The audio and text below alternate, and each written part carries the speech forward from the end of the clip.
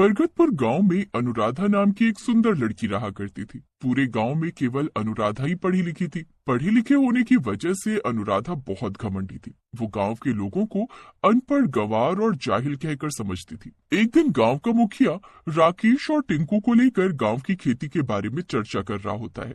देखो राकेश और टिंकू, इस बार सरसों की फसल बहुत ज्यादा अच्छी होगी है। तुम उसे शहर में अच्छे दामों में बेचना।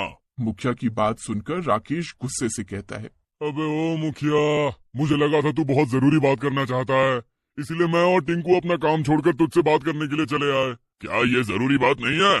क्या खाक जरूरी बात है? ये तो हमें भी पता है कि इस बार सरसों की फसल अच्छी उगी है, तो जाहिर सी बात है हम उसे अच्छे दामों में ही बेचेंगे। टिंकू इतना कहता ही है कि तभी वहाँ से अनुराधा, जो कि निकल रही होती है, रुक जाती है और उन तीनों की ओर देखकर हंसते हुए कहती है, तुम गांव के लोग ना कभी नहीं सुधरोगे। अनपढ़ के अनपढ़ और जाहिल के जाहिल ही रहोगे। अरे विदेश में जाकर देखो, आजकल खेत में नई नई सब्जियां उगाई जा रही हैं। तुम गांव के गंवार लोग बस सरसों और गेहूं की खेती करते रहना। ये सुनकर टिंकू गुस्से से अनुराधा से कहता है, देखो अनुराधा, हमें पता है कि तुम शहर से पढ़कर आई हो, लेकिन मत भूलो कि तुम भारत में रहती हो और भारत में सरसों और गेहूं ही खाया जाता है। अगर तुम्हारे अंदर इतना ही ज्ञान भरा है तो तुम अपने पिता के खेत में ही कोई अलग सब्जी क्यों नहीं उगा लेती? इतना कहकर राकेश और टिंकू अपने अपने खेतों की ओर चले जाते हैं और मुखिया भी चला जाता है। अनुराधा को राकेश का जवाब बिल्कुल भी पसंद नहीं आता। वो गुस्से से पैर पटकती हुई अपने घर पर आ जाती है। अनुराधा को गुस्से में देखकर उसकी माँ चमकी अनुराधा से कहती है, क्या हुआ अनुराधा, इतने गुस्से में क्यों हो? ये गाँव के अनपढ़ जाहिल गंवार लोग पता नहीं अपने आप को क्या समझते हैं। तभी वहाँ पर अनुराधा के पिता सुखी आ जाते हैं और गुस्से से अपनी बेटी अनुराधा से बोलता है, अनुराधा, तुम्हें गांव के लोगों को अनपढ़ और जाहिल कहने का कोई अधिकार नहीं है। तुम खेती के बारे में जानते क्या हो? देखिए पिताजी, मैं एक शहर से पढ़कर आई हूँ। रहा सवाल खेती के बारे में जानने का, तो अब मैं खेत में वो उगाकर दिखाऊंगी जिसकी कोई कल्पना भी नहीं कर सकता। पिताजी, अब आप खेत पर नहीं जाएंगे, खेत में मैं जाऊंगी। हाँ? अरे पागल हो गई हो क्या? तुम खेत में जाकर क्या करोगी? पिताजी, मैं खेत में बर्गर को उगाऊंगी और सारी दुनिया को चौंका दूंगी। इतना बोलकर अनुराधा अपने घर से बाहर निकल जाती है। अनुराधा कुछ दूर जाती है कि तभी उसे गांव के युवक लल्लन और बिल्लू मिल जाते हैं। लल्लन और बिल्लू अक्सर अनुराधा को पढ़ाई देवी कहकर चिढ़ाते थे। लल्लन अनुराधा को देखकर हंसते हुए कहता है, अरे क्या हुआ पढ़ाई देवी, इतने गुस्से में क्यों नजर आ रही हो? अनुराधा गुस्से से कहती है, तुम गंवार गांव वालों को लगता है कि खेत में केवल सरसों और गेहूं ही उगाया जा सकता है, लेकिन मैं खेत में बर्गर उगाकर दिखाऊंगी। लगता है ज्यादा पढ़ाई करके तुम्हारा दिमाग खिसक गया है पढ़ाई देवी। अरे मैंने सुना था शहर में पढ़ने वालों का दिमाग खराब हो जाता है, लेकिन आज देख भी लिया। अरे पढ़ाई देवी, खेत में बर्गर नहीं उगते। लेकिन मैं उगाकर दिखाऊंगी। इतना कहकर अनुराधा सीधे गांव में बर्गर की दुकान पर जाती है और दुकानदार से बहुत सारे बर्गर देने को कहती है। हाँ, इतने सारे बर्गर तुम अकेले तो नहीं खा सकती, क्या घर में कोई मेहमान आए हैं? नहीं, मैं इन बर्गर की खेती करूंगी और जब मेरे खेत में बर्गर उग जाएंगे तब तुम मुझसे ही बर्गर खरीदना। इतना कहकर अनुराधा ढेर सारे बर्गर लेकर वहाँ से चली जाती है। तभी दुकानदार चिल्लाते हुए आवाज लगाता है, अरे अनुराधा, रात के समय अपने खेत में मत जाओ, तुम्हारे खेत में एक पेड़ पर एक चुड़ैल का वास है। मगर अनुराधा उसकी बात नहीं सुनती। दुकानदार गुस्से से अपने आप से कहता है, सुखिया की बेटी का दिमाग खराब हो गया है, लगता है पगला गई है। मना किया था कि शहर में पढ़ने मत भेज, लेकिन नहीं माना। इधर अनुराधा अपने खेत में चली जाती है और खेत की जमीन खोदकर सारे बर्गर उसमें गाड़ देती है और बड़बड़ाती हुई अपने आप से कहती है, बस अब शहर से केमिकल लाना है, उसके बाद बर्गर उग।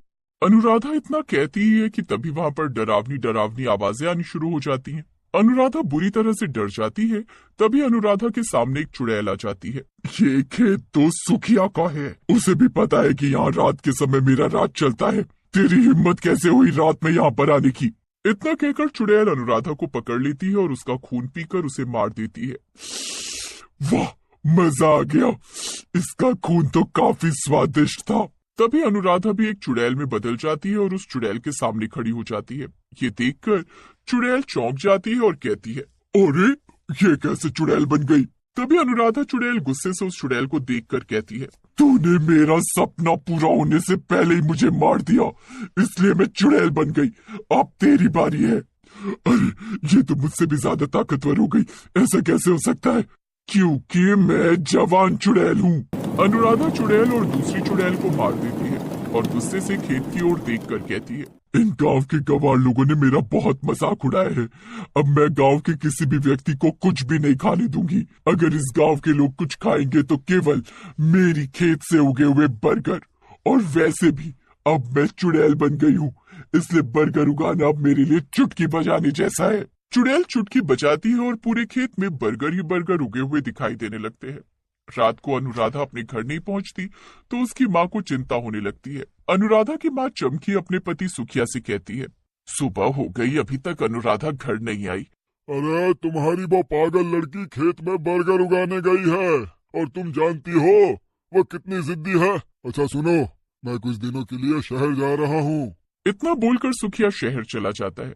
दोपहर के समय लल्लन और बिल्लू खेत में बैठे हुए बात कर रहे होते हैं। तभी लल्लन की नजर सुखिया के खेत पर पड़ती है।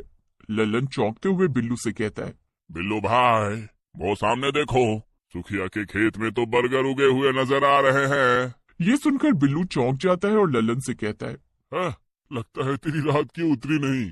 इतना बोलकर बिल्लू जब खेत की ओर देखता है तो वो भी चौंक जाता है। हाँ, तुम तो सही कह रहे हो, कहीं उस पगलेट पढ़ाई देवी ने सच में तो खेत में बर्गर नहीं उगा दिए। अरे अगर ऐसा हुआ तो फिर तो ये चमत्कार हो गया। चलो चलकर देखते हैं।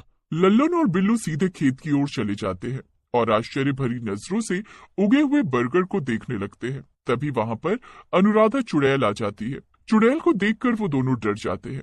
लल्लन डरते हुए बिल्लू की ओर देखकर कहता है, चुड़ैल, अरे ये तो चुड़ैल है बिल्लू भाई। अरे मैंने तो सुना था कि सुखिया चाचा के खेत में रात में चुड़ैल आती है। अरे ये दिन में कहाँ से आ गई? तभी अनुराधा चुड़ैल गुस्से से बिल्लू और लल्लन की ओर देखकर कहती है, उस चुड़ैल को तो मैंने मार दिया। मैं अनुराधा हूँ। अरे अनुराधा, अरे तुम चुड़ैल कैसे बन गई? वो सब छोड़ो, तुम दोनों मेरा बहुत मजाक उड़ाते थे। मुझे पढ़ाई देवी कहकर चिढ़ाते थे। मेरे बर्गर उगाने की बात को लेकर भी तुमने मेरा बहुत मजाक उड़ाया था। अब मैं तुम दोनों को बर्गर खिलाकर मारूंगी। चुड़ैल उन दोनों को बर्गर खिला खिलाकर मार डालती है। कुछ ही दिनों में गांव में दहशत का माहौल फैलने लगता है। एक दिन मुखिया उदास बैठा होता है कि तभी वहाँ पर एक तांत्रिक आ जाता है और मुखिया से कहता है, मुखिया, मुझे बहुत तेज भूख लगी है। अरे चले जाओ तांत्रिक बाबा, हमारे गांव में तो लोगों ने डर की वजह से खाना खाना भी छोड़ दिया है। क्यों? मुखिया सारी घटना तांत्रिक को बताता है। चिंता मत कर, मुझे उसके खेत में लेकर चल।